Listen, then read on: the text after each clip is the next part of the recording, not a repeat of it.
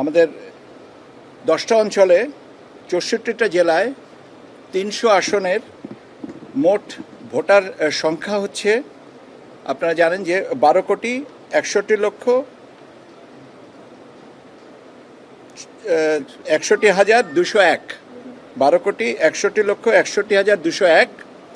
আর আমরা এবারের হিসাব অনুযায়ী গড়ে 3,000 ভোটারের জন্যে, এবং আমরা আপনাদের এক একটা ভোট কেন্দ্র হিসাবে আমরা কেন্দ্রের সংখ্যা নির্ধারণ করা হয়েছে 42,618।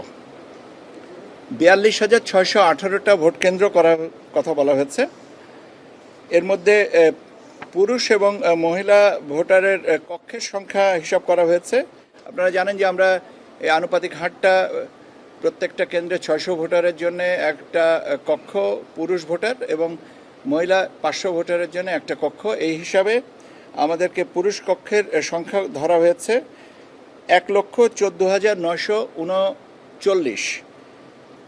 পুরুষ ভোটার কক্ষের সংখ্যা ধরা হয়েছে 1,14,939, আর মহিলা 1,29,107। এই সর্বমোট 2,44,046।